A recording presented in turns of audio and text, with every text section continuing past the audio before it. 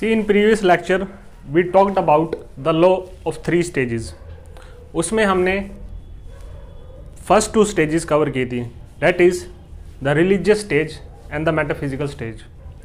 In today's lecture we'll continue with Auguste Comte and we will study the last phase of the evolution of society, that is we will study scientific और positive stage. इसके साथ साथ हम और भी concept देखने की कोशिश करेंगे अगस्त कॉम से related. For example what is social statics, social dynamics. Now जब ये टर्म्स की बात होती है सोशल स्टैटिक्स और dynamics, statics and dynamics is related to natural sciences. So यहाँ से आप टर्मिनोलॉजी से भी ये जान सकते हो कि how August Comte is trying to adopt the terminologies, the technical terminologies of natural sciences in the discipline of sociology, because he thought of sociology as social physics, right, a naturalistic discipline. इसके साथ साथ हम देखेंगे the concept of organic stage and the concept of critical stage. Then we will be linking Comte with functionalism. We have already studied about how Comte propounded positivism. We will link Comte with Marx. Also, we will also study how Comte establishes a linkage between sociology and other disciplines. So we will be linking sociology with other disciplines. Now this is the topic, that is sociology and other disciplines is one of the topics in your paper 1 syllabus, right? So from all these dimensions, so we will also try to study how Comte compares religion with science. तो वो आपका religion और science वाला जो topic है in the chapter of religion, तो वहाँ से भी कनेक्ट करेंगे हम. साथ साथ हम ये तो देख चुके हैं कि जो इवोल्यूशनरी थ्योरी है उसको आप chapter 10 paper 1 that is theory of social change से भी लिंक कर सकते हो, राइट. और in the end we will conclude with Comte's concept of hierarchy of sciences and the concept of positive religion or the religion of humanity which Comte propounded. Now let us start with the positivist or scientific stage. See, हमें पता है कि positivist positive और scientific stage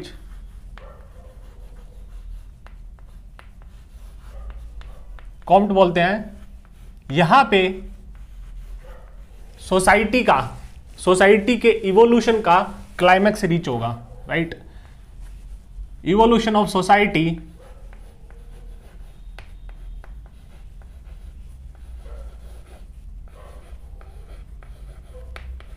will reach its climax during this stage.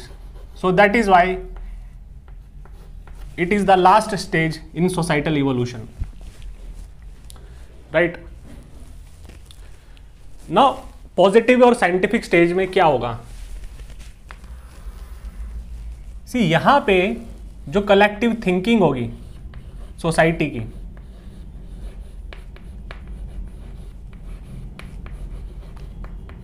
और जो उसका society का collective mindset होगा,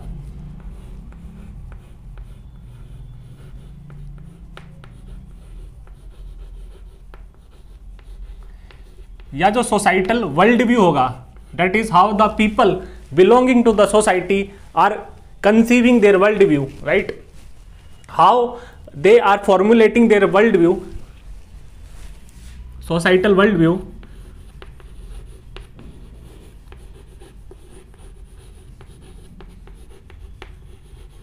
ये जो होगा आपकी कलेक्टिव थिंकिंग, कलेक्टिव माइंडसेट और सोसाइटल वर्ल्ड व्यू साइंटिफिक और पॉजिटिव स्टेज में ये क्या होगा, collective thinking will become scientific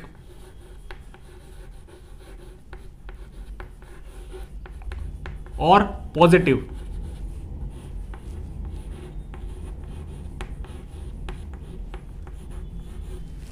ठीक है, तो इसका मतलब क्या हुआ. सी यहां पे क्या होगा, जो वर्ल्ड व्यू और कलेक्टिव थिंकिंग ऐसे शेप्ड होगी कि मैन जो परसीव करेगा सराउंडिंग्स को, वर्ल्ड को, वेरियस इवेंट्स को. वेरियस इवेंट्स, फिनोमिना और उनका जो एक्सप्लेनेशन होगा, राइट, जो ह्यूमन कंसेप्शन होगी, ह्यूमन जैसे परसीव कर रहा है इस दौरान सोसाइटी के फेस में, ये जो होगा ये साइंटिफिक होगा, right. So man will be observing various events, phenomena and the world view is explained in scientific और positive terms. Now this explanation जो होगा साइंटिफिक, हमने पढ़ा था जब कॉम्ट पढ़ रहे थे, साइंटिफिक मेथड का जो प्राइम फीचर है that is human will be engaged in observation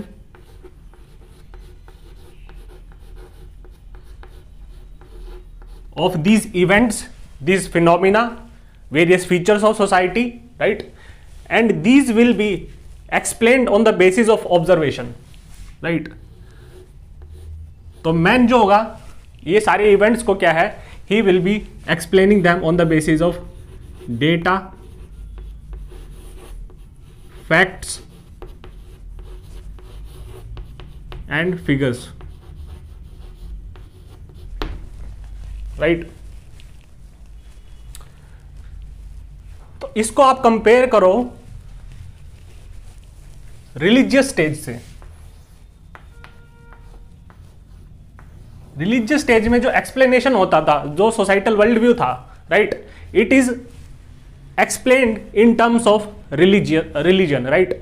all the explanation of various events and phenomena हमने देखा था that were attributed to the supreme gods, right. लेकिन ये जो यहां पे एक्सप्लेनेशन होगा it will based on observation, and this explanation और these conclusions will be provable because you have facts, data and figure to prove your explanation, right, to justify your explanation. It is demonstrable,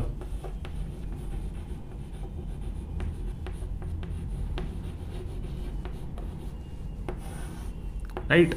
तो पूरी society का जो mindset होगा, collective conscious होगी, right, that will be scientific. और society various events को कैसे perceive करेगी, इन terms of facts, data and figures. All these events will be explained in these terms through the method of observation, right। Everything will be observed and subjected to analysis, and it will be proved and demonstrated on the basis of data, facts and figures, right। Now how is this stage different from religious stage? हमने देख लिया कि वहां पे जो explanation होगा events का, for example हमने पढ़ा था अगर एपिडेमिक आ जाता है तो उसको बोला जाता था it is the Wraith and anger of god, right. Whereas यहां पे कैसे एक्सप्लेनेशन होगा एपिडेमिक का, राइट। हमने यहां पे कोविड के बारे में पढ़ा था, कोरोना के बारे में पढ़ा था, how various religions and their leaders और priest explained the causes behind corona in terms of wrath and anger of God, right। whereas यहां पे जो होगा this explanation और इसका जो causal analysis होगा it will be scientific, right। various research papers will be published, various data और facts will be published। जब बाबा रामदेव ने कोरोनिल की जो मेडिसिन निकाली थी, now one of the major criticism was that कि it was not subjected to this observation, right। it was not proved through research papers, it was not proved on the basis of data, facts and figure whether it is effective, right, whether it is effective in countering corona or not, right।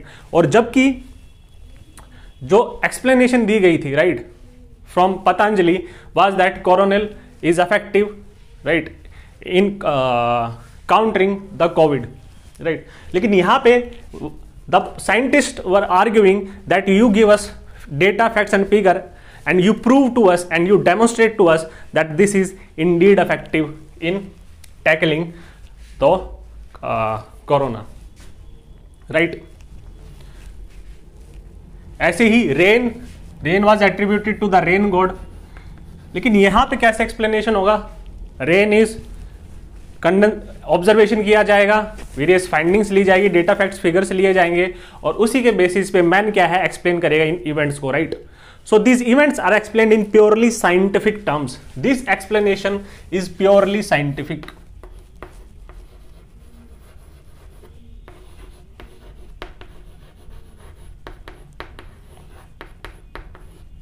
So this is what Comte is arguing, that individuals in the positive society will have scientific temper, scientific orientation, and this worldview or explanation of various events and phenomena will be seen through the lens of science. अब इसको metaphysical stage से कैसे differentiate कर सकते हो? सी आप metaphysical stage में हमने ये देखा था कि लॉजिक और रीजन का यूज होता था, राइट, लेकिन जो एक्सप्लेनेशन थी वो एब्स्ट्रैक्ट एंड वेग थी, right, it was on the basis of abstract concepts, वहां पे डेटा फैक्ट्स और फिगर नहीं थे, right, the explanation was not concrete, where here the explanation is scientific as well as concrete, ठीक है। तो metaphysical stage में एक्सप्लेनेशन बड़ी लॉजिकल और रीजनिंग बेस्ड लगेगी, राइट, आप टेलियोलॉजी पढ़ते हो, that is metaphysical explanation. If there is a smoke coming out of mountains, then you could deduce, आप डिडक्टिव रीजनिंग लगा सकते हो कि there will be fire.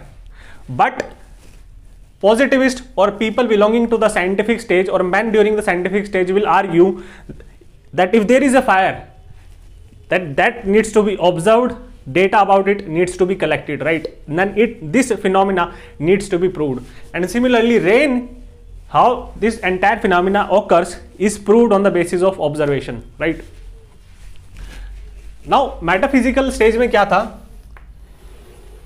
Metaphysical stage किस पे एम्फेसिस डालती है? मेटाफिजिकल स्टेज एम्फेसिस डालती है हाउ थिंग्स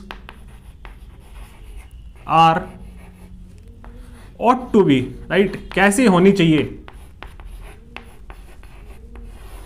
ठीक है। रिलीजन हमने पढ़ा था, एब्स्ट्रैक्ट रिलीजन था, एब्स्ट्रैक्ट गॉड था, और इसी दौरान आप देखोगे जब ओट का मतलब आ जाता है how things are ought to be, right, freedom of speech होनी चाहिए, सेपरेशन ऑफ पावर्स होना चाहिए, स्टेट ऑफ नेचर होगी, राइट, नेचुरल राइट्स आपको नेचर से मिलेगा, right, these are things that are ought to be, right. तो यहां पे जो एक्सप्लेनेशन है वो कहीं ना कहीं स्पेक्युलेटिव and conjectural है, right, it is still based on speculation, although it involves logic and reason, right, but here logic and reason will be backed by data, facts and figure through scientific explanation. So this is the difference between metaphysical and scientific stage.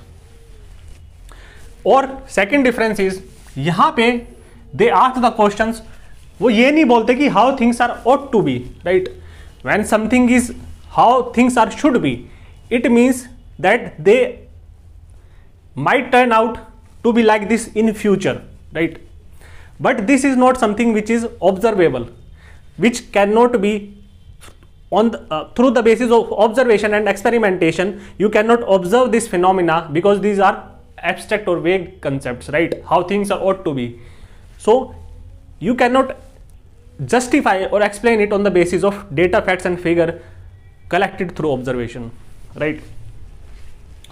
तो यहां पे क्या यहां पे emphasis होता है how things actually are, right, to explain the reality as it is. तो यहां पे आपका फोकस क्या होता है? यहां पे फोकस होता है ऑब्जर्वेबल इवेंट्स पे, राइट, क्योंकि उसी को ही प्रूव किया जा सकता है, बाकी रेस्ट इज स्पेकुलेशंस, बाकी rest is conjectures, right, rest is vague. तो मेटाफिजिकल स्टेज में क्या होता था कि बड़े बड़े questions, what is the how did the what is the purpose of universe, how the universe will unfold, right, the concept of karma, you cannot observe karma. See, there is a logic and reason कि there is an effect, there is a cause and it will have effect, cause and consequences, right, there, तो आप karma को कहीं ना कहीं logical और reasoning based मान सकते हो, लेकिन it is still a vague or abstract concept. You cannot observe it and you cannot prove it, you cannot demonstrate it every single time repeatedly. So these kind of questions they were not considered in the positivist stage, right, because they cannot be proved or they cannot be demonstrated. Now इसमें क्या बोलते हैं ये किसी, now this is a very important concept. Transition कैसा हो रहा है, रिलीजियस सोसाइटी से फिर आपकी आएगी मेटाफिजिकल सोसाइटी और फिर आएगी आपकी पॉजिटिव और scientific stage of society.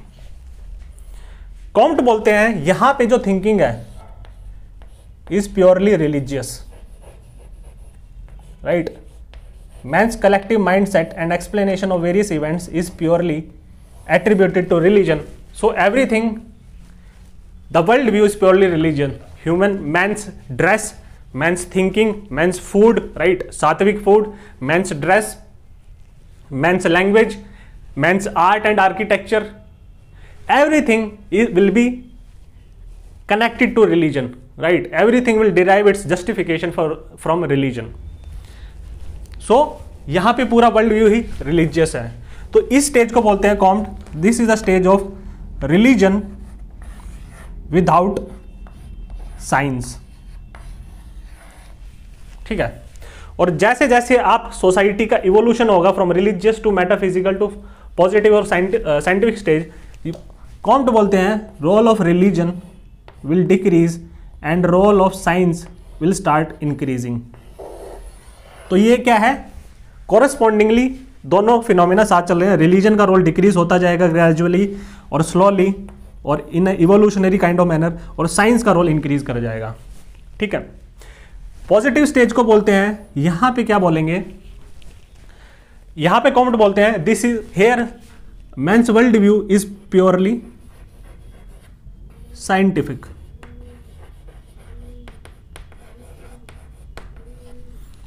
Right. So Comte इसको बोलते हैं, इस स्टेज को बोलते हैं this is the state of science without religion, ठीक है। यहां पे रिलीजन का कोई रोल नहीं रहेगा। मेटाफिजिकल स्टेज क्या है, हमने देखा था कि गॉड जो होगा यहां पे क्या होगा, एब्स्ट्रैक्ट गॉड की तरह ट्रीट किया जाएगा, राइट। कॉस्मोस कैसे न्यूटन ने डिस्क्राइब किया था गॉड को, हमने पढ़ा था। शंकराचार्य कैसे कंसीव करते हैं गॉड को, ठीक है। तो इस दौरान मेटाफिजिकल स्टेज के दौरान लॉजिक और रीजनिंग भी इमर्ज होगी, राइट। हमने वेरियस स्कॉलर्स पढ़े थे इस दौरान, मॉडर्निटी जैसे इवॉल्व हुई थी, चर्च को क्रिटिसाइज किया गया था, राइट। और उसके बाद क्या है, लॉजिक और रीजन पे एम्फेसिस डाला गया था। यहाँ पे रेनेसेंस, ये स्टेट हमने देखा था कि this stage corresponds to renaissance and enlightenment phase. तो यहाँ पे क्या होगा, लॉजिक और रीजन भी आएगा, लेकिन रिलीजन का रोल भी कहीं ना कहीं होगा।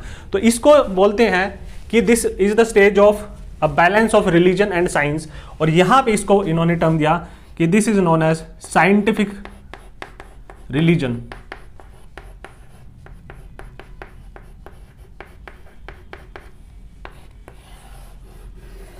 ठीक है।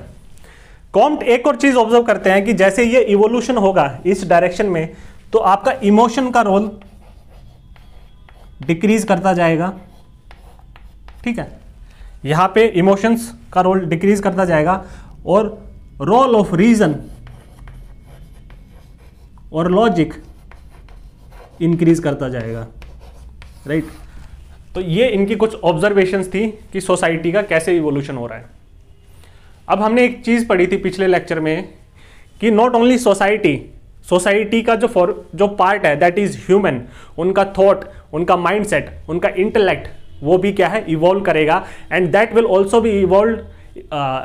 B evolving in this 3 stages, that is from religious to metaphysical to scientific. साथ साथ वो बोलते हैं ना खाली सोसाइटी और ह्यूमन माइंड और ह्यूमन थॉट का इवोल्यूशन अक्रॉस दीज 3 स्टेजेस हो रहा है, इसके साथ साथ हमने देखा था कि आपका जो ह्यूमन माइंड जो नॉलेज जनरेट कर रहा है, राइट, वेरियस डिसिप्लिन्स और various domains of knowledge, they will also be evolving in the same manner, that is from religious to metaphysical to scientific stage। हम इसको पढ़ेंगे हिरार्की ऑफ साइंसेज में। और सिमिलरली सोसाइटी का इवोल्यूशन हो रहा है, तो सोसाइटी की जो यूनिट्स होंगी, राइट, सोसाइटल पार्ट्स होंगे, सोसाइटल इंस्टीट्यूशंस होंगे, they will be evolving through these 3 stages, right. So ये 4 चीजों का इवोल्यूशन हो रहा है इन 3 स्टेजेस के अक्रॉस, ठीक है। तो ये क्या बोलते हैं, अब माइंड के बारे में पढ़ते हैं, माइंड कैसे इवॉल्व कर रहा है। Now Comte says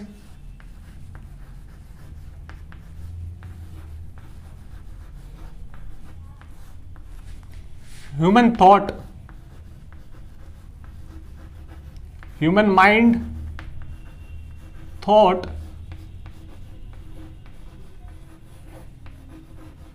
or intellect, it also evolves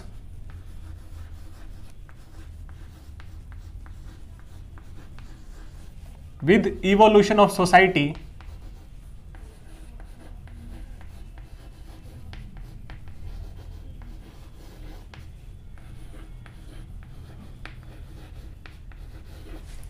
across these three stages.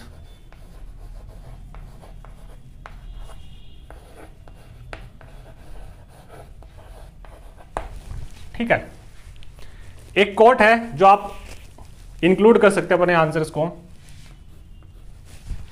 ना। कॉम्ट के जब कॉम्ट इसको डील कर रहे थे माइंड के इवोल्यूशन को, तो सबसे पहले उनके सामने एक ये क्वेश्चन और ये इंक्वायरी आई कि why was mind not positivist from the beginning और फ्रॉम द बिगिनिंग और initial stage of evolution of society, why was it not positivistic from the very beginning. ठीक है, तो इसको काउंटर करने के लिए इन्होंने लिंक किया ह्यूमन माइंड को इंडिविजुअल माइंड के साथ।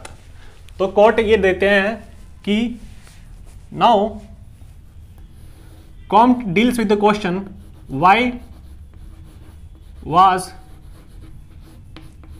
ह्यूमन माइंड नॉट पॉजिटिविस्ट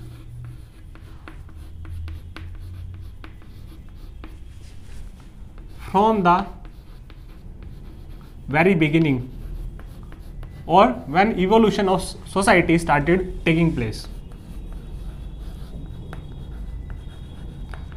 और इस क्वेश्चन को आंसर करने के लिए Comte makes an observation, right, और this is a quote which you could use in your answers. He says the development of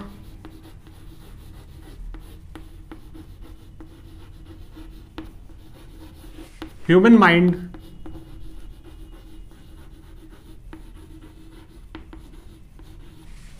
mimics, imitates or copies the development of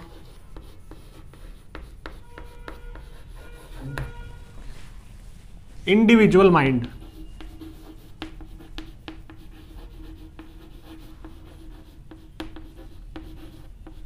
ठीक है, तो कॉम्ट का इससे क्या मतलब इस कोट से? सी कॉम्ट बोलते हैं जैसे इंडिविजुअल का माइंड भी कुछ स्टेजेस, और when you compare an individual and his evolution of mind across his life span, right, so mind gradually evolves.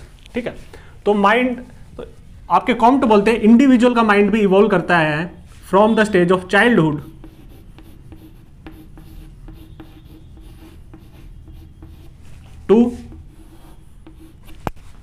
to the stage of your adolescence or teenage,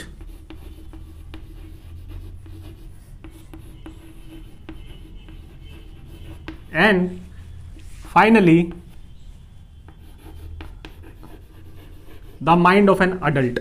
ठीक है, तो ह्यूमन के life span में भी क्या है, mind क्या है, it is not positivist from the very beginning, right? Mind evolves across the lifespan of a single individual, and this is how the human mind, right, thus human mind or human thought or human intellect means the social mind, right?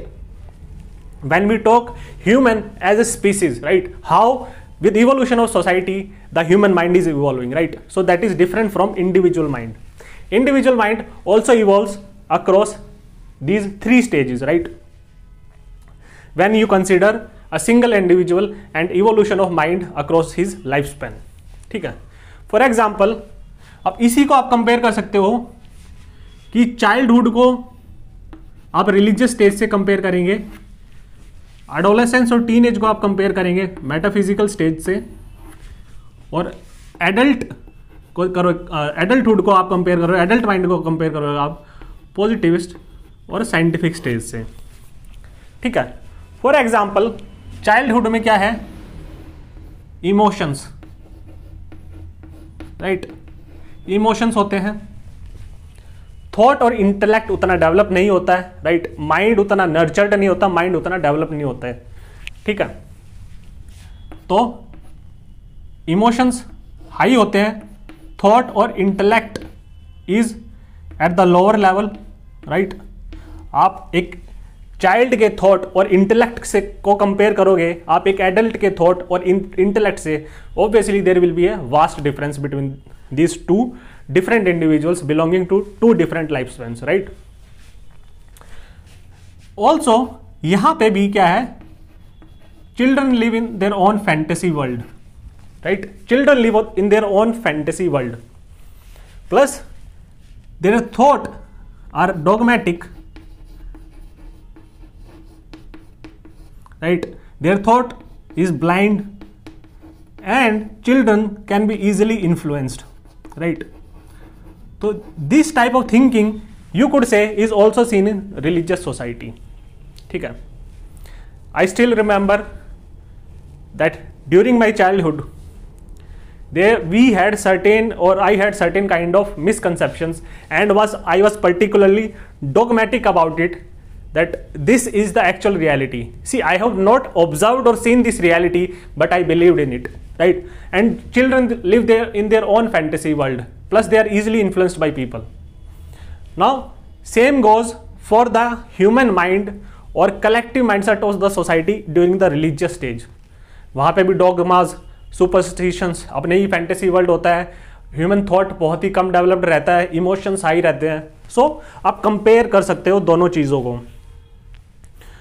For example, when in religious stage people are absolutely dogmatic or blind about their beliefs, and these beliefs or this knowledge is attributed to supreme gods or religion. Now even in the childhood, child is very adamant about his beliefs, about his fantasies, or these beliefs are based on imagination or fantasy, right? It is not based on actual reality and its observation.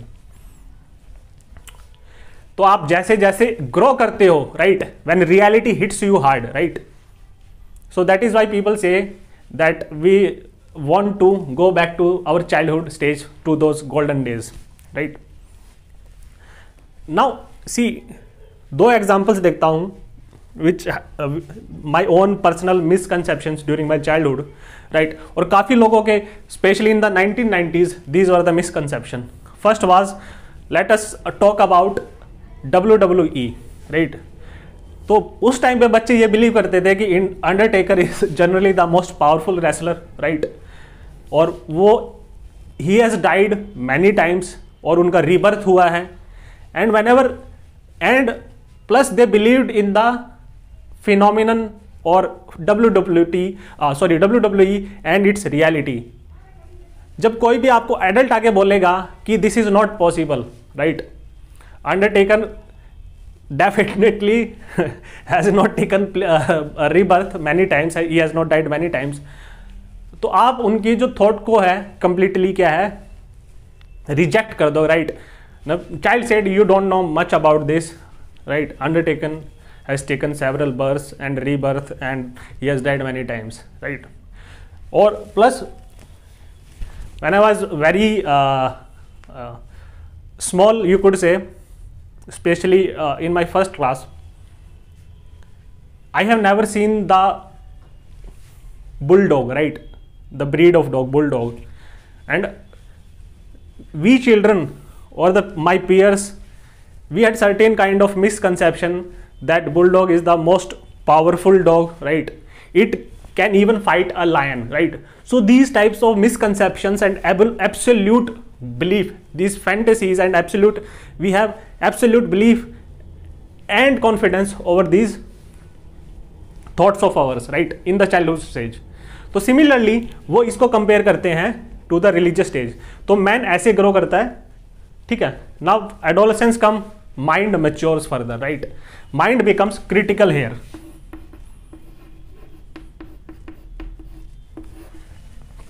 ठीक है, mind becomes critical. Adolescence और teenage में आपने क्या पढ़ा होगा, rebellious teenagers, teenagers are generally rebellious, right. और यहां पे जो थॉट होता है वो काफी आपका abstract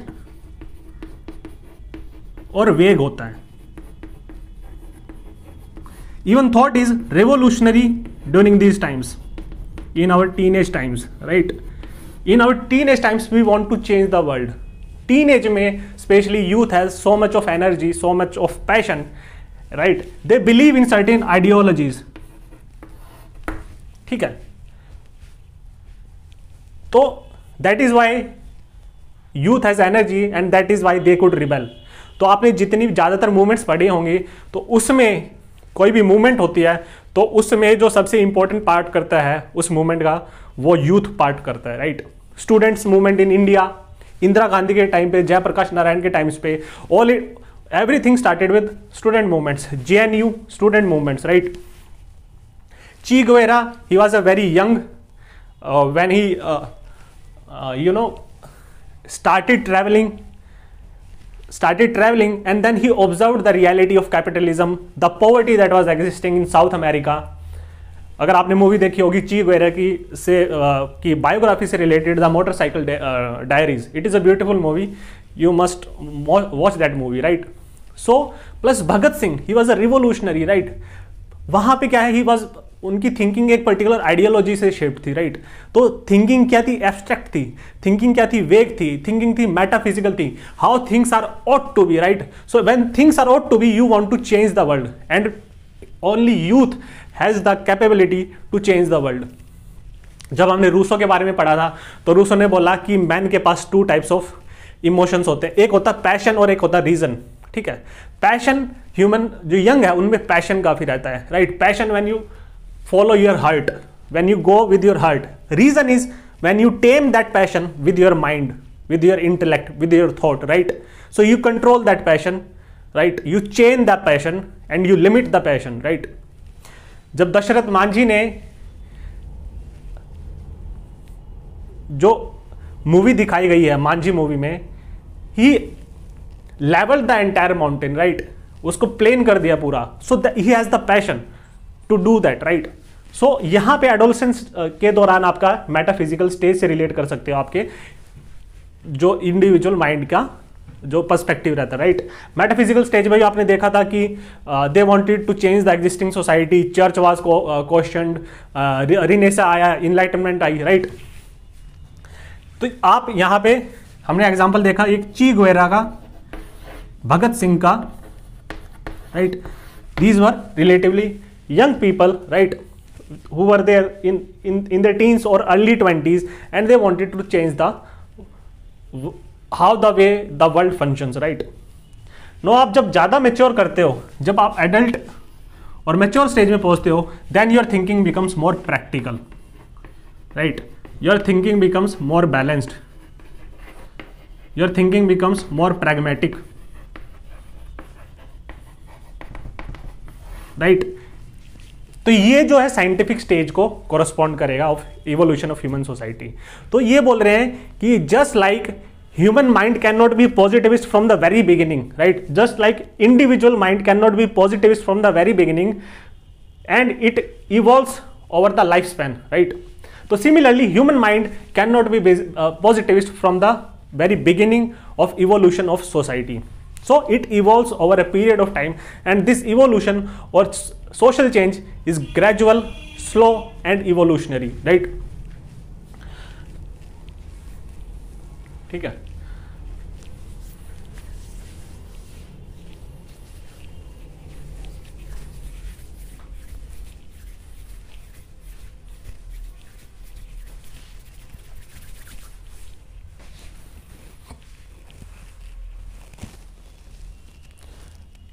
individual mind, human mind, और क्या हो सकता है?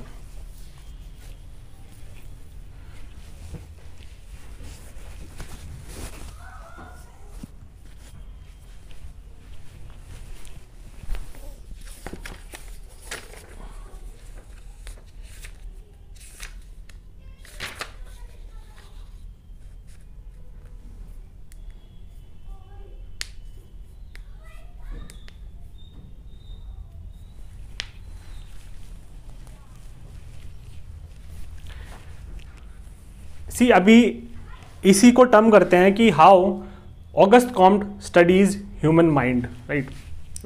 When we are dealing with human mind तो उसके बारे में देखते हैं उसको ऑगस्ट कॉम्ट कैसे परसीव करते हैं, ठीक है।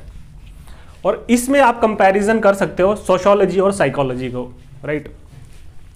Now related to human mind, August Comte says that human mind is social and historical fact,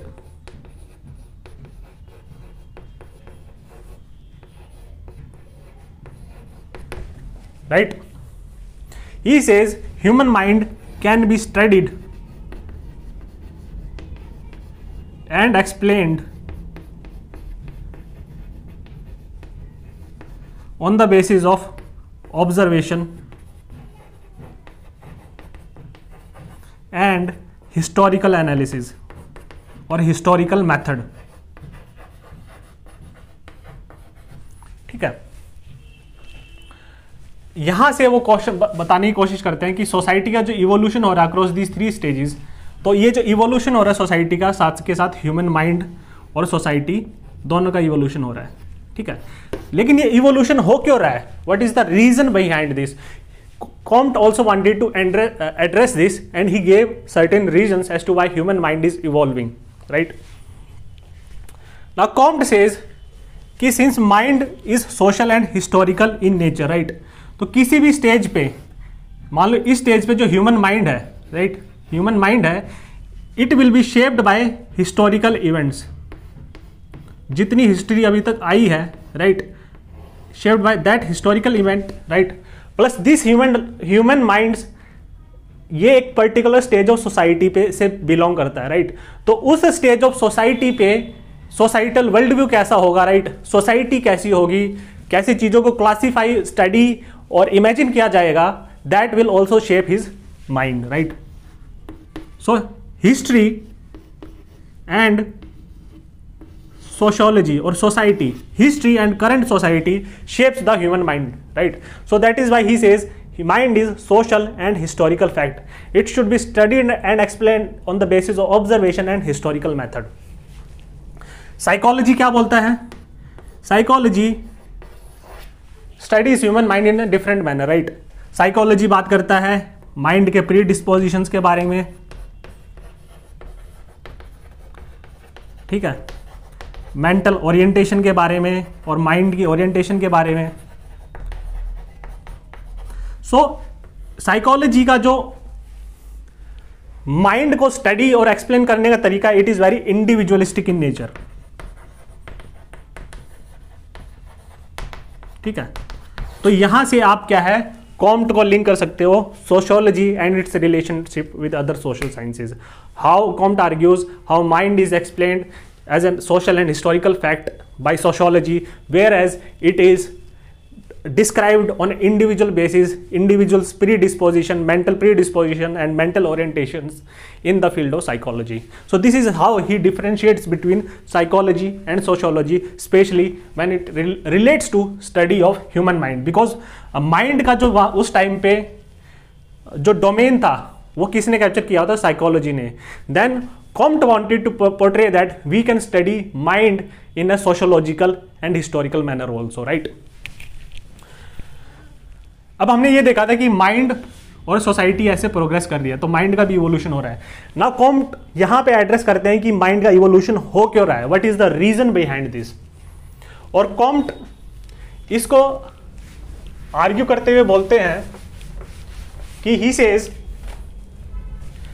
कि नॉलेज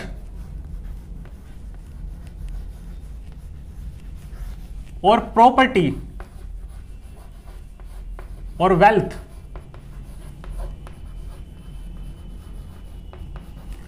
इसका क्या है, it is being transmitted across generations, right.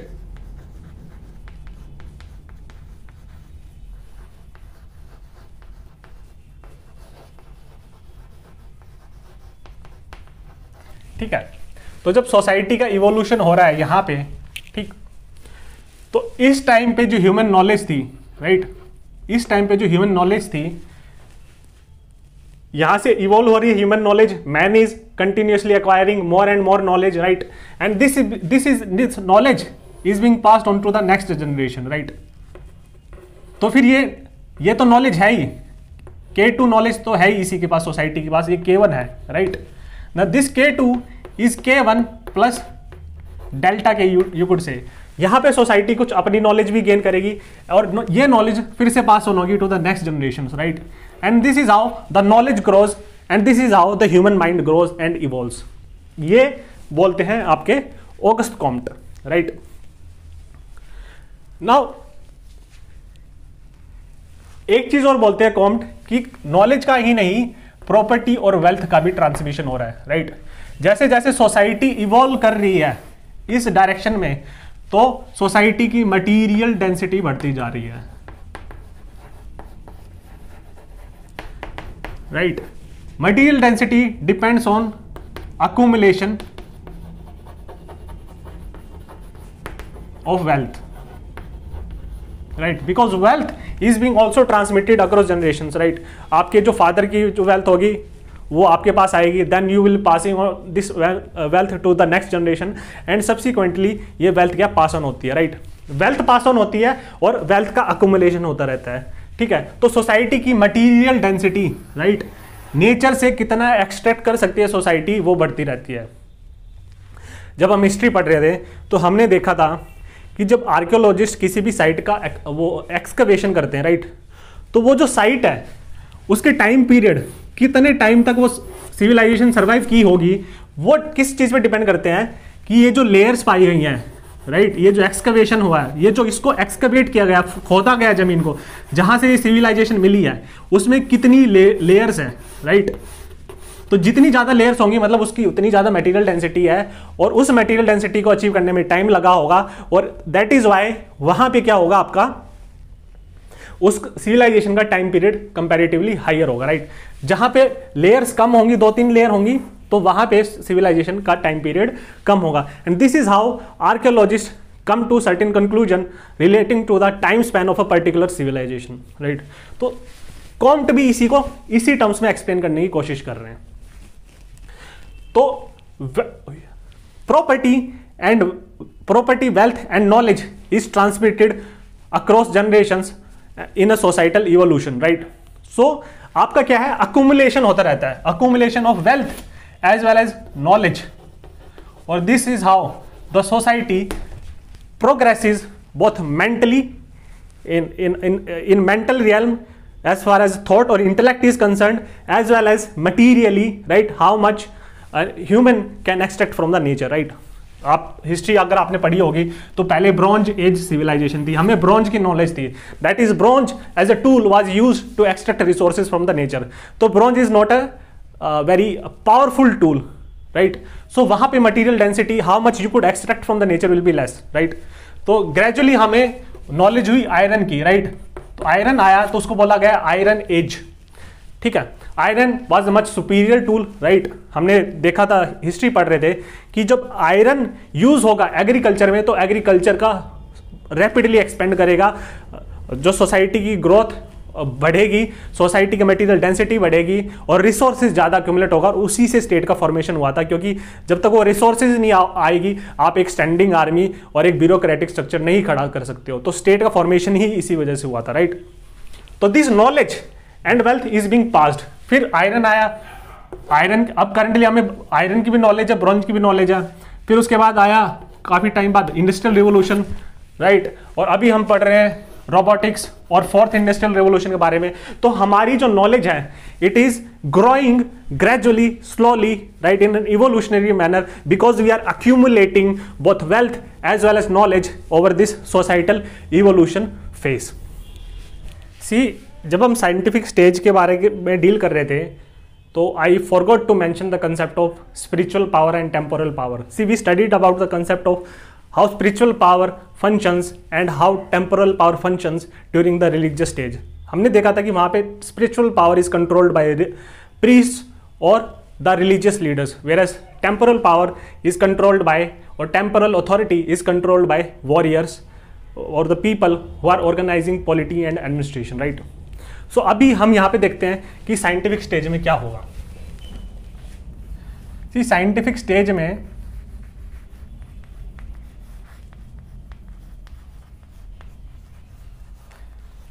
We know that human thought, human mindset, human intellect, right, और collective thinking, collective conscience और collective mindset of the society is scientific. That is, man is constructing his worldview and explaining various events in scientific terms or positivist terms.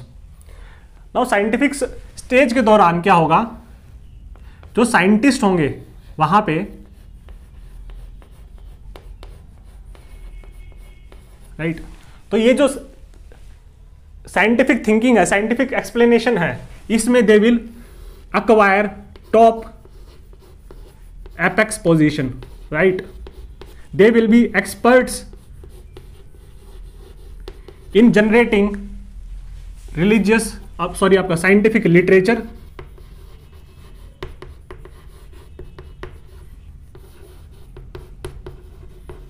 And scientific research. ठीक है, now this research will be published and peer reviewed by other people, right? Now this research or this knowledge or various discoveries, inventions and scientific knowledge generated by the scientist will be put to critique, severe critique in the sense that everything will be tested, everything should be proved, right? It should be proved on the basis of data, facts and figure. Concretely, it should be explaining everything, right? It should be provable. Now this literature, when it acquires its legitimacy, it is taught in universities, right? आप पढ़ते हैं universities में, schools, right? They will be talked about in media also, right? तो इसके through ये जो knowledge है, it is propagating to the masses, right. ठीक है, तो स्पिरिचुअल पावर का क्या कंसेप्ट होगा इसमें? सी, ये सोसाइटी है, इसमें वेरियस इंडिविजुअल्स हैं,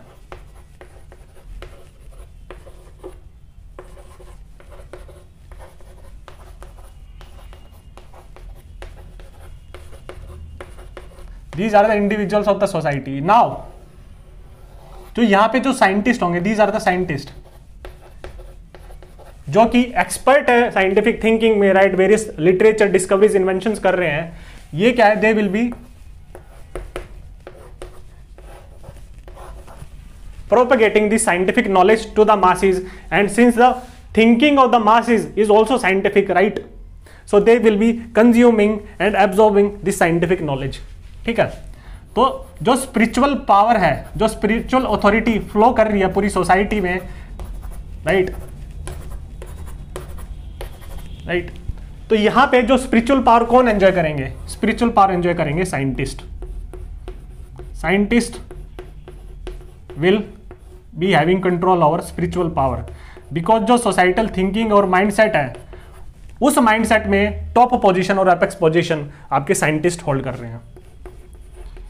इसी को हमने पढ़ा था जब ये जो सब लोगों की थिंकिंग क्या थी, रिलीजियस थी, तो यहां पे जो प्रीस्ट थे, because they were the originators of religious knowledge, right, Manusmriti, Dharmashastras, right, मौलवीज, they interpret Quran, then priest interpret Bible, right? So these religious people, they acquired the top hierarchy, or they controlled the spiritual power. Why is it spiritual? See, it is spiritual not on the basis of religious terms. See, spiritual is connected to spirit, or spirit means self or mind, right? So now here, since mind is scientific in nature, so and this scientific knowledge emanates or is propagated by the scientist, so we could say the scientist here acquire the position which religious priest acquired during the religious stage. तो scientist control करते हैं spiritual power को, right? Especially capitalists,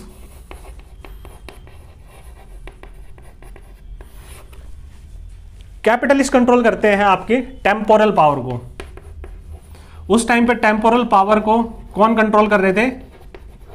warriors, right, in the religious society. लेकिन ये power अब होगी modern industrial societies में, positive societies में, साइंटिफिक सोसाइटीज में, कैपिटलिस्ट के पास। बिकॉज जो यहां से जो नॉलेज जनरेट हो रही है, राइट, जो नॉलेज जनरेट हो रही है that is being put to use, right, scientific literature, scientific theories, science and technology is being put to use, and through the use of science and technology capitalists are generating or producing various kind of commodities for the consumption of common man, right? तो यहां पे why are capitalists replacing to warriors? See, हमने पढ़ा था कि religious society में warriors were responsible for augmenting the resource base of the society. तो वहाँ पे वॉरियर्स क्या करते थे? ना कि अपनी सोसाइटी का खुद का रिसोर्स बेस प्रोटेक्ट करना है, बल्कि अंपायर को एक्सपेंड करना है और नेबरिंग किंगडम्स को उसमें एनेक्स करना है और उनके रिसोर्स को अपने ही अंपायर में इंक्लूड करना है, और इसी हिसाब से आपकी प्रोस्पेरिटी बढ़ेगी। लेकिन यहाँ पे कॉम्ट बोलते हैं, since this is the capitalist stage, he says there is enough will be produced for all, right? तो वॉरियर स्टेज में जो fight of man against man थी टू कंट्रोल और द रिसोर्सेज, यहां पे उसकी जरूरत नहीं पड़ेगी, बिकॉज मटेरियल डेंसिटी इतनी है इस स्टेज में, नॉलेज इतनी है, और कैपिटलिस्ट इतना प्रोड्यूस कर देंगे that there will be enough will be produced for consumption of all, right?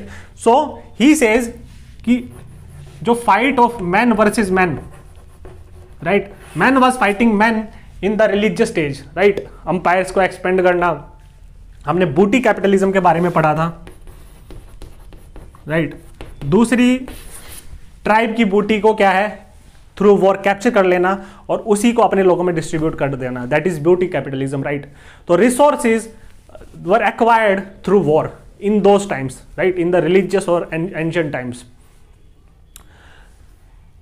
अगर आपने हिस्ट्री पढ़ी है, एंशिएंट हिस्ट्री, तो उस टाइम पे जो अर्ली वैदिक सोसाइटी थी उसके लिए जो टर्म यूज होता था वॉर के लिए, दैट इज नोन एज गविस थी, क्योंकि वहां पे कैटल क्या है, पेस्टोरल इकोनॉमी थी, कैटल मोस्ट इंपॉर्टेंट रिसोर्स था, उसी के बेसिस पे जो सोसाइटल और उसकी सोसाइटी और उसकी इकोनॉमी टिकी हुई थी, right?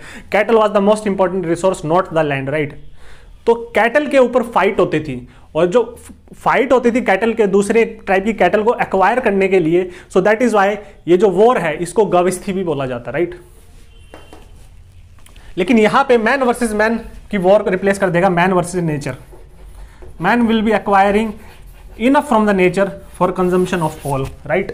So that is why warriors will be replaced by capitalist, and capitalist will enjoy temporal power, ठीक है? तो हमने देखा था कि रिलीजियस सोसाइटी में स्पिरिचुअल पावर क्या करती थी, कंट्रोल, शेप और गाइड करती थी टेम्पोरल पावर को, right? So temporal power was controlled, shaped and guided by spiritual power, ठीक है? हमने पढ़ा भी था कि सिंस सोसाइटी का एंटायर माइंडसेट ही रिलीजियस था, तो सोसाइटी में किस टाइप का रूल होगा? सोसाइटी में रूल होगा theocratic rule, right? Because man's mindset is religious, everything is attributed to God. So man's current world view or current organization of state should also be explained in terms of God, right? तो इसलिए वहां पे priest और warrior के बीच में क्या था, कोलूजन था, एक नेक्सस था। प्रीस्ट लेजिटिमेसी देते थे वॉरियर्स को, राइट? कुछ ऐसी जीनोलॉजी प्रोवाइड करते थे कि they are the descendant of the gods, they are the sons of the gods, right? हमने पढ़ा था अकबर में, अकबर सेड, अकबर का टाइटल मिल रहा था देव नाम पिय Piyadasi, right? I am dear to the gods, right? And through the king gods rule is being carried out on earth. साथ के साथ आपका अकबर ने Ashok, this was the title of Ashoka, और अकबर ने टाइटल लिया था that I am the shadow of god, ठीक है? आप तमिल किंग्स के बारे में पढ़ेंगे, उन्होंने ये भी टाइटल एक्वायर किया, सेंट्रल एशियन स्टेट से जो आए थे आपके कुशांस वगैरह, they acquired the title of that we are the sons of god, right? तो कहीं ना कहीं स्पिरिचुअल पावर शेप करती थी टेम्पोरल पावर को, राइट।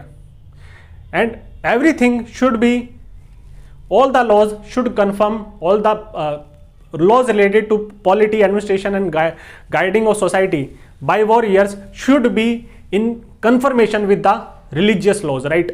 तो वहाँ पे priest बहुत ही ज़्यादा वो important position hold करते थे, just like in the contemporary Middle Eastern states of Saudi Arabia, these are theocratic states, right। तो ये हमने एक कंसेप्ट पढ़ा, ठीक है। नाउ अब हम देखते हैं कि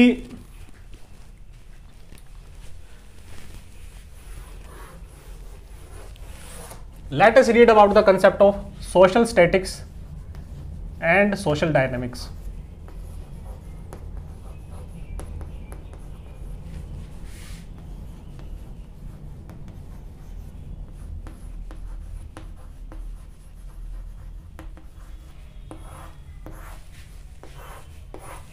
ठीक है, सोसाइटी का इवोल्यूशन हो रहा है, तो काउंट बोलेंगे कि ये जो इवोल्यूशन होगा सोसाइटी का, ठीक है, इसमें बीच में क्या होगा, एब्रप्ट चेंजेस आएंगे, राइट, लार्ज स्केल चेंजेस आएंगे, फिर स्लोली ग्रो करेगा, फिर एब्रप्ट चेंजेस आएंगे और उसके बाद फिर ग्रो करेगा, ठीक है।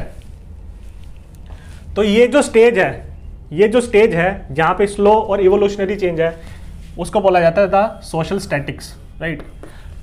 और इसको बोला जाता है ऑर्गेनिक स्टेज। ऑर्गेनिक स्टेज में क्या होगा, सोशल स्टैटिक्स मैनिफेस्ट होगा,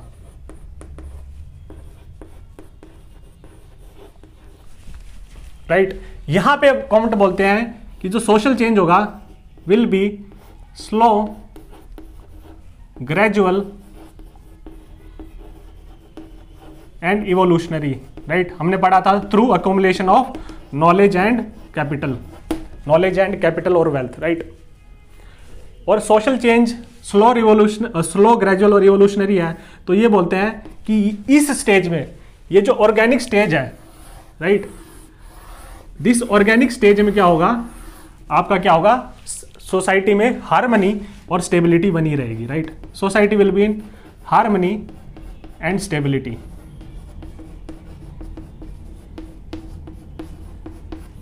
ठीक है। यहां पे आपको रूट्स देखने को मिलेंगे फंक्शनलिज्म के, ठीक है। So it was Comte who first talked about functionalism, right. तो functionalist they derive their concepts, right, उनकी रूट जो है वो कॉम्ट के वर्क्स में है। So that is how you could link Comte to functionalism. Harmony और स्टेबिलिटी रहेगी सोसाइटी में, ठीक है। और यहां पे हमने सोशियोलॉजी और साइकोलॉजी के बीच में कंपैरिजन पढ़ा था, यहां पे कॉम्ट सोशियोलॉजी और बायोलॉजी को लिंक करते हैं, ठीक है। जब आप हिरार्की ऑफ साइंसेस पढ़ोगे, अभी हम हिरार्की ऑफ साइंसेस पढ़ेंगे, उसमें क्या है, वो सर्टेन हिरार्की में क्लासिफाई करते हैं आपके वेरियस डिसिप्लिन्स को, राइट। तो बोलते हैं सबसे नीचे लाई करेगा मैथ्स और एस्ट्रोनॉमी, फिर आएगी फिजिक्स, केमिस्ट्री, फिर आएगी बायोलॉजी, और इसकी टॉप पोजीशन पे लाई करेगी सोशियोलॉजी, राइट। तो जो बिलो वाली जो स्टेज है, वो जो प्रीसीडिंग जो स्टेज है, मतलब ये जो यहां पे जो डोमेन होगी नॉलेज को, ये इनपुट प्रोवाइड करेगी ऊपर वाले को, राइट। मैथ्स और एस्ट्रोनॉमी में ऊपर वाले को नॉलेज प्रोवाइड करेगी, यहां से ऊपर वाले को नॉलेज प्रोवाइड करेगी, यहां से ऊपर वाले को नॉलेज प्रोवाइड की जाएगी, ठीक है। तो बायोलॉजी के कुछ कंसेप्ट सोशियोलॉजी में यूज होंगे, क्योंकि बायोलॉजी प्रीसीडिंग स्टेज है, और जो हिरार्की ऑफ साइंसेज है उसमें सोशियोलॉजी से नीचे लाई करती है। तो biology will provide input to sociology. तो यहां पे इसलिए इसको ऑर्गेनिक स्टेज बोला गया है। Organic in the sense that जब डोरखाइम भी बात करते हैं ऑर्गेनिक सॉलिडेरिटी, तो ये ऑर्गेनिक वर्ड ही क्यों यूज हुआ है, see it is linked to और it is associated with biology, right. हमारी बॉडी से लिंक्ड है, राइट। बॉडी में क्या होते हैं, organs, so it is linked to organs, is linked to organic, that is this word is used during this phase, right. तो ये organic stage होगी। तो जिस हिसाब से बॉडी इक्विलिब्रियम में होती है, राइट, बॉडी क्या होती है, इक्विलिब्रियम में, that is various organs of the body, various organs of the body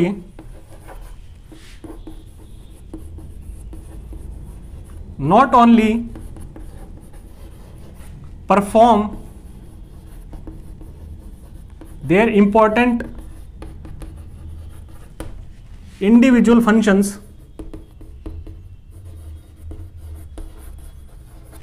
but all these body parts, they work in sync, they work in coordination, they work in consensus with each other. जब ये एक साथ sink में और coordination और consensus में काम करते हैं वेरियस बॉडी पार्ट्स, तभी आपकी बॉडी इक्विलिब्रियम में रहती है, तभी आपकी बॉडी सर्वाइव कर पाती है, राइट. सो हेयर मेंटेनेंस और सर्वाइवल पॉसिबल है तभी. यही आपकी बायोलॉजी बोलती है, राइट. हर एक जो बॉडी का ऑर्गन है उसकी हर एक का एक इंडिविजुअल इंपॉर्टेंट फंक्शंस होते हैं. लीवर का कुछ होगा, हार्ट पंप करेगा, ब्रेन का डिफरेंट फंक्शन होगा, राइट. स्टमक का दूसरा फंक्शन होगा, देन इंटेस्टाइन का अलग अलग फंक्शन होगा. तो एवरी पार्ट का हर एक का इंपॉर्टेंट फंक्शन तो है ही. लेकिन how these parts are working in sync, right? How these parts are integrated with each other, how they are working in coordination and communication with each other, and this ensures, and this synergy among the various parts ensures the maintenance, growth, evolution and survival of a human body, right? एक simple example देता हूं कि अगर आपका heart properly blood नहीं पहुंचाएगा brain को, then brain क्या है, परमानेंट वेजिटेटिव स्टेट, और आपका क्या है, ब्रेन डेड स्टेज में पहुंच जाएगा, ऑक्सीजन नहीं मिल पाएगी, राइट. और सिमिलरली अगर ब्रेन में कुछ खराबी होती है, अगर वो ह्यूमन वेजिटेटिव स्टेज और कोमा में पहुंच जाता है, तो हार्ट फंक्शन कर रहा है, मैन इज स्टिल सर्वाइविंग, लेकिन it is dead, right, coma state. तो ये आपस में लिंकेज है. हार्ट जब ब्लड ट्रांसपोर्ट करेगा ब्रेन की तरफ, तो ब्लड में थ्रू ऑक्सीजन ट्रांसपोर्ट होगी, और उसी के बेसिस पे आपका क्या है, ब्रेन फंक्शन करता है, राइट. सीवियर एक्सरसाइज में आपने देखा होगा कि सारी की सारी ऑक्सीजन कंज्यूम हो जाती है, right, because lot of energy is required during severe exercises. तो ऑक्सीजन कंज्यूम हो जाती है, तो आपने देखा होगा कि जो लोग होते हैं वहां पे क्या होगा, फेंट कर जाते हैं. वाई? बिकॉज ऑक्सीजन वहां पे जब कंज्यूम हो जाएगी तो ऑक्सीजन ब्रेन तक नहीं पहुंच पाती है, due to lower oxygen levels in the body, due to extreme exercises, right, because it is consume during the respiration process. और ऐसे ही अगर और ज्यादा दिक्कत आएगी हार्ट में, और तो वो क्या है, ब्रेन तक उतना ब्लड नहीं पहुंचा पाएगा, राइट. ऐसी ब्रेन हेमरेज हो जाएगी, या फिर परमानेंट वेजिटेटिव स्टेट आ जाएगी, या फिर कोमा में पहुंच जाएगा.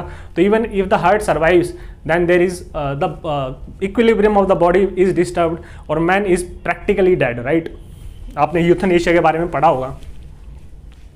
तो ऐसे ही ये बोलते हैं कि सोशल स्टैटिक्स इस स्टेज के दौरान, this is the organic stage, यहाँ पे सोशल चेंज स्लो, ग्रेजुअल और इवोल्यूशनरी होता है. सोसाइटी में हार्मनी और स्टेबिलिटी रहती है. उन्होंने सोशियोलॉजी का लिंक किया बायोलॉजी में. यहाँ पे ये बोलते हैं कि जस्ट लाइक बॉडी पार्ट्स आपस में सिंक हैं, तो बोलते हैं सोसाइटी और societal parts,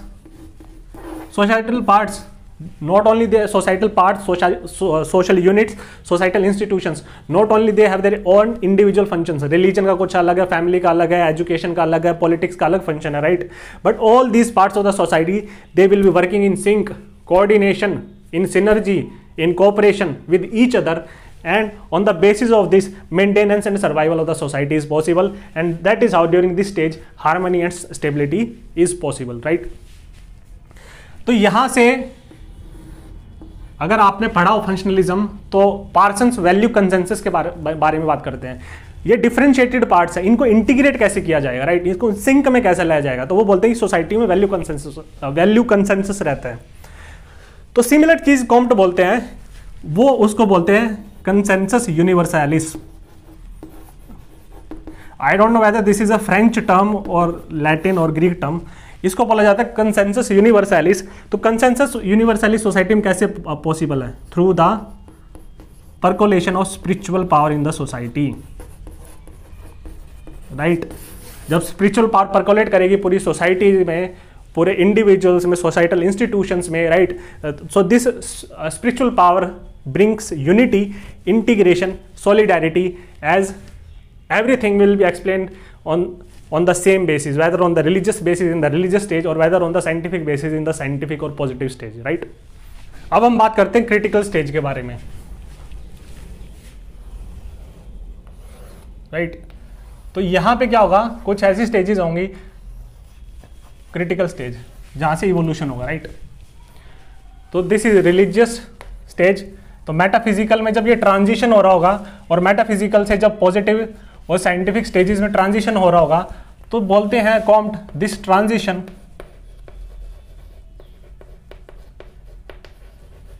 is not smooth,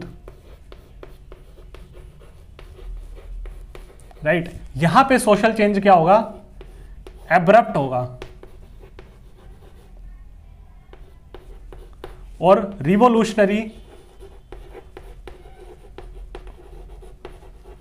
और violent social change will be taking place, right? तो ये सोशल चेंज आपका डिस्टर्ब कर देगा सोसाइटी को, डिस्टर्ब्स द सोसाइटी, और इसी की वजह से सोसाइटी में क्या आएगा, कन्फ्लिक्ट जनरेट होगा, राइट? यहां पे क्या होगी, डिसहार्मनी होगी सोसाइटी में। और ये जो स्टेज है of transition from religious to metaphysical और मेटाफिजिकल टू योर पॉजिटिव और साइंटिफिक स्टेज, ये जो ट्रांजिशनरी स्टेज है इसको वो बोलते हैं critical stage, right?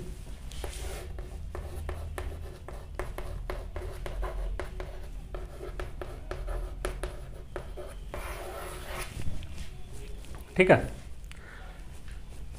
Now Comte कहां पे खड़े हुए हैं? See this is metaphysical, this is transitionary state and this is positive और साइंटिफिक स्टेज। तो कॉम्ट यहां पे इस टाइमलाइन पे ऑफ सोसाइटी पे यहां पे कॉम्ट एग्जिस्ट कर रहे हैं, राइट? और कॉम्ट क्या है, पीछे से सोसाइटी को ट्रेस कर रहे हैं, उसकी हिस्टोरिकल इवोल्यूशन को, और यहां से वो प्रिडिक्ट भी कर रहे हैं कि सोसाइटी कैसे फंक्शन करेगी। तो when Comte was formulating his law of 3 stages, he was at this juncture, वो इस क्रिटिकल स्टेज पे लाई कर रहे थे, और यहां से he was looking in this direction, और यहां पे ही वाज प्रिडिक्टिंग कि यहां पे जो societal thought, human thought, societal evolution का क्या है, क्लाइमैक्स रीच होगा। ठीक है, राइट?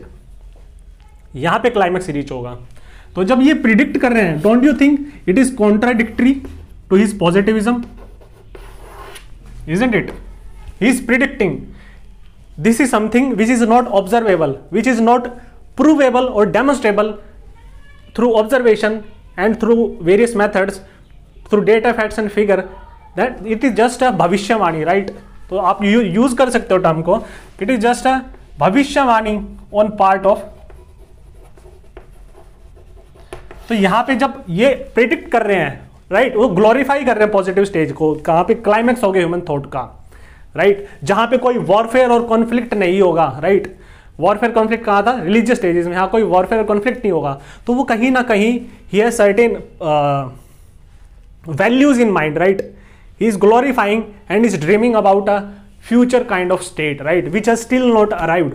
तो यहाँ पे वो वैल्यू न्यूट्रलिटी वाला जो पॉजिटिविज्म का जो कंसेप्ट है वही वायलेट हो जाता है। तो वो एक आयरोनिकल, यहाँ पे आप क्रिटिक डाल सकते हो कॉम्ट का, राइट? सेकेंड, कि it is not provable, it is not demonstrable because it is not current, you cannot observe it, right? So it is also a speculation, it is also a conjecture whether this is going to take place।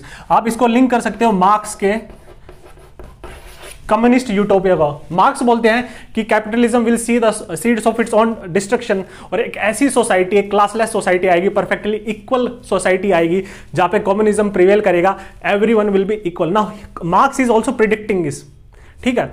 तो जब हम Meta narratives पढ़ रहे थे, when we were talking about the meta narratives in the postmodern theory, right, John Francis Leotard, तो यही तो criticise करते हैं कॉम्ट को और इसको, मार्क्स को, कि they are engaged in story telling, right?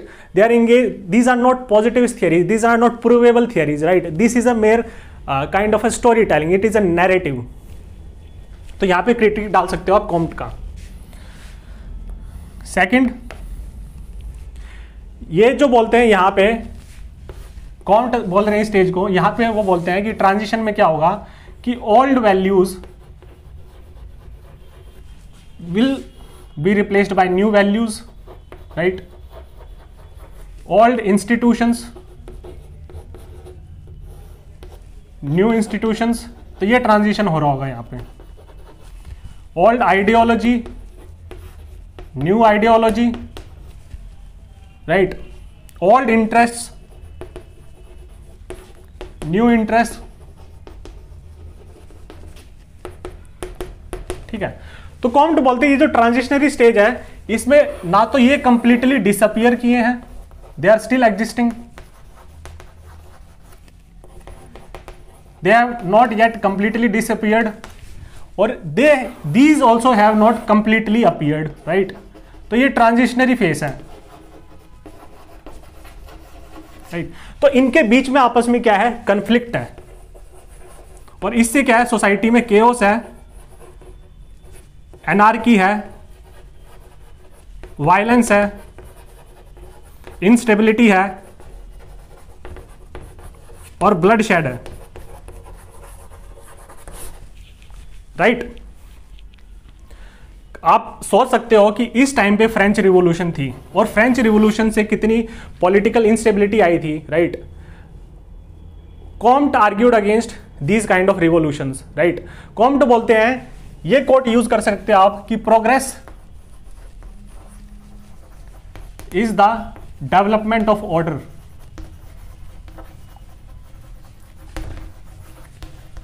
so Comte emphasized on order, and this order should be gradually evolved, and that is how progress happens, right। जो इक्विलिब्रियम है उसको न्यू इक्विलिब्रियम अटेन होने दो, right. तो society को gradually, slowly और evolutionary improve करने दो। We do not need this kind of large scale revolutionary और abrupt changes in society. So he completely detested French Revolution because it created political instability in society. So even तो यहाँ पे आप देखोगे जब ideology का क्लैश होगा, interest का क्लैश होगा यहाँ पे, राइट, और इंस्टीट्यूशंस का क्लैश होगा, तो फ्यूडलिज्म यहाँ पे कंप्लीटली डिसअपियर नहीं होता, whereas capitalism are making new strides. तो फ्यूडलिस्ट, राइट, फ्यूडल क्लास और कैपिटलिस्ट क्लास के बीच में यहाँ कॉन्फ्लिक्ट देखने को मिलेगा। रॉयलिस्ट और मोनार्किस्ट, राइट, तो यहां पे जो मोनार्की को सपोर्ट कर रहे थे और जो रिपब्लिकन्स थे उनमें क्लैश देखने को मिलेगा, राइट। जो रिपब्लिक स्टेट और डेमोक्रेसी को सपोर्ट कर रहे थे, तो कॉम्ट रिपब्लिक स्टेट को सपोर्ट कर रहा था, राइट, ठीक है। लेकिन यहां पे डिफरेंस क्या आ जाता है, सी आप आइडियोलॉजी का देखते हो तो लेफ्ट वर्सेस राइट का आप देख लो clash, right. Communism versus capitalism आपको देखने को मिला कोल्ड वॉर में। This is the clash of ideology, right, this is the clash of different interest, clash of values, और इसी की वजह से क्या होगा, वायलेंस होगा, कन्फ्लिक्ट बढ़ेगा सोसाइटी में, एनार्की और केओस आएगा। इसी को आप कंपेयर कर सकते हो और इसको लिंक भी कर सकते हो इसके थ्रू। कॉम्ट को आप लिंक कर सकते हो डुरखाइम से। जब डुरखाइम बात करते हैं एनोमी के बारे में, राइट, जब एनोमी के बारे में बात करते हैं डुरखाइम, और बोलते हैं कि कलेक्टिव कॉन्शियस नहीं रहती during the stage of anomie, और वहां पे भी क्या है, केओस आता है। तो यहां पे भी सिमिलर ये हो रहा है, और यहां से आप कंपेयर कर सकते हैं कॉम्ट और डुरखाइम के कंसेप्ट्स को। तो कॉम्ट भी यही बोलते हैं कि यहां पे जो स्पिरिचुअल पावर थी, जो कंसेंसस यूनिवर्सलिस्ट करते थे, जो होल्ड और इंटीग्रेट करती थी सोसाइटी को, वो यहाँ पे क्या है, since everyone is having different ideology, different mindset, तो यहाँ पे कुछ कॉमनैलिटी नहीं रहेगी और वहां से कंफ्लिक्ट आएगा। नाउ जब हम मॉडर्निटी और सोशल चेंज के बारे में पढ़ रहे थे, right, first lecture of modernity, तो हमने देखा था कि कुछ स्कॉलर्स यहां से आगे जाने की बात करते हैं। कॉम्ट बोलते हैं यहां पे ट्रांजिशन तो है, लेकिन जो नेक्स्ट स्टेज है दैट इज एडवांस स्टेज, और हमें क्या है, सोशल चेंज हमने पढ़ा था, social change is irreversible, you can not go back to the past. तो यहां से क्या है, हमारा स्मूथ यहां से ट्रांजिशन होके वो क्या है, हमें यहां जाना चाहिए, राइट। हमने जब देखा था कि some scholars are arguing for going back to the past, उसमें हमने पढ़ा था de Bonald and de Maistre. See ये डी बोनाल्ड और डी मस्टियर क्या थे, these were also French intellectual French scholars, and they were the teachers of Auguste Comte in Ecole Polytechnique, right. तो उसने टीचर्स बैक जाने के बोल रहे हैं, लेकिन कॉम्ट बोलते हैं कि social change is irreversible, it is progressive, so we have to move towards progress, we can not go back in time. तो वो क्या है, आगे जाने की बात करते हैं।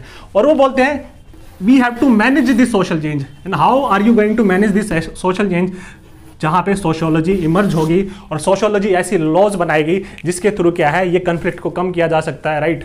वेरियस काइंड ऑफ डायलेमास को कम किया जा सकता है, पॉवर्टी, अनएम्प्लॉयमेंट, इंस्टेबिलिटी को हटाया जा सकता है, because sociology is the science of humans and how humans function. Now if we could know about these laws, these natural laws of how to manage man, right, how to remove conflict in the society, because sociology will be studying society. So these positive laws will contribute to reduction of this violence, and it will help propel the society in the positive or scientific stage, right. Now let us summarize whatever we have studied about count till now in this lecture and the previous lecture. See, Auguste Comte propounded the law of three stages, in which he explains the societal evolution across the stages of religious to metaphysical to scientific stage, right. Now while dealing with social change, he says that the evolution or social change that is taking place in society is slow, it is gradual, and it is evolutionary in nature. It is irreversible, that is you cannot go back to the past, and it is unilinear, that is all of the people or all of the races or all of the societies are essentially following this law, and eventually they will be meeting at a common destination and they are following in the same direction, right. Another point he says that in religious societies, that is in the beginning phase of evolution of society, man's thinking or collective mindset is religious in nature. His worldview is religious, and he explains various events and phenomena in terms of religion. Their cause is attributed to the supreme gods, right. Now then the next stage comes of metaphysical stage. In metaphysical stage, various events and their explanation are abstract and metaphysical in nature, right. So it talks about, now while dealing with the evolution of the society, he deals with the evolution and metaphysical stage from the point of perspective of European society. The metaphysical stage corresponds to the Renaissance and Enlightenment phase, right. And the next stage is scientific stage. In positivist stage, man's thinking, man's collective mindset is scientific in nature, right. He observes things and then describe these events or phenomena in scientific terms on the basis of fact, data, figures, scientific literature. Now while this transition or this evolution is taking place from one society, from one phase of the society to another, during this evolution the role of religion will gradually decline over a period of time, and the role of science will gradually increase over a period of time. So that is why the first stage, he says, he classifies it as religion without science. Second stage, he classifies as scientific religion, because in the metaphysical stage, there is some sort of logic and reason that is applied to deal with or to explain various events. The positivist stage, he calls it as the purely scientific stage, or the stage of science without religion. Now in the religious stage, those who hold the power, he classifies them into priests and warriors. Priests, since it is a religious stage, society is religious in nature, their art and architecture, their dress, their food, their thinking, right, their entire worldview is shaped by religion. So here the priest, who lies at the top or apex position, who control the religious knowledge, religious literature, right, they control the spiritual power, because this spiritual power will in turn shapes the spirit, mind or self of an individual belonging to this stage. And the warriors in the religious stage hold temporal power, and this spiritual power shapes, controls and guides temporal power.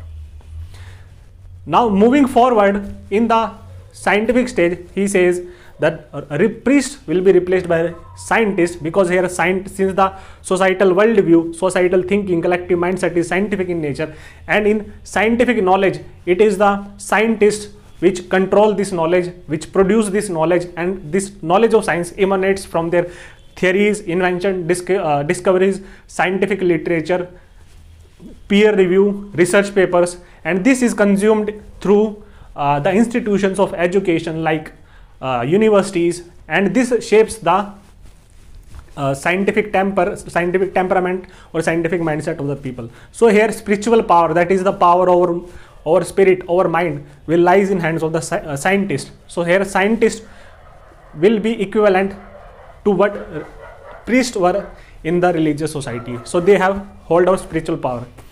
Now he says in the positivist stage all conflicts will end. The conflict of man versus man will end, because here enough resources are available, enough resources are produced by the capitalist class for the consumption of society. Now in this stage, since enough resources are produced, man's conflict over resources with another man will gradually decline, or it will completely be eliminated.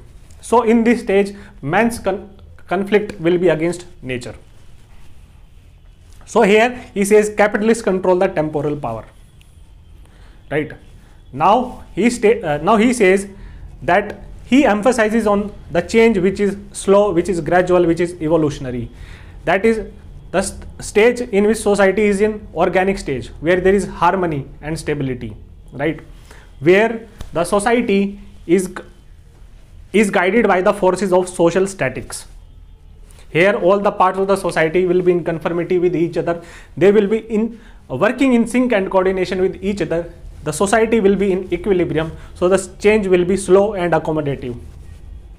Now he says, and he quotes, that progress should be seen as the development of order. Now as one society transits into the another society, there is a phase of transition. Now during this phase of transition, he says conflict takes place, anarchy takes place, chaos will be there. He calls this a stage as the critical stage, right? So this critical stage, he says, will be marked by absence of spiritual power. It is the spiritual power which holds various differentiated parts of the society together, which generates common mindset among the people and provide unity, solidarity, and integrates the various institutions. So due to the dilution of spiritual power during this transition phase, where new values will be replaced by, where old values will be replaced by new values, old technology will be replaced by new technology, old ideology by new ideology, old mindset by new mindset, and old institutions will be replaced by new institution, old interest will be replaced by new interest. So here, since nothing old has completely disappeared and nothing new has completely appeared, so there is a kind of anarchy in this stage due to this conflict of interest, conflict of ideology, conflict of institutions, and conflict of values. And when Marx is standing at this point of time, where French Revolution during the transition from metaphysical stage to positivism is taking place in the French society, right? Now he also talks about how mind evolves and how society evolves. He says due to accumulation of knowledge and capital over a period of time, society evolves. He also says, he also connects various linkages. He connects sociology with biology. We have already studied how he connected sociology or society and made it equivalent, and he kind of provided an analogy or comparison between society and a body. He also differentiates between sociology and psychology. He says mind could be studied through observation, as mind is a social and historical fact, because mind has evolved over a period of time, and he says human mind mimics the development of individual mind. So it was not positivist from the very beginning. Now these were some of the concepts that Auguste Comte propounded. In the next lecture, we will conclude in brief the two very important concepts of Auguste Comte, that is hierarchy of sciences and positive religion, and we will also criticize Comte. We will criticize Comte from 5 to 6 different dimensions or 5 to 6 different perspectives.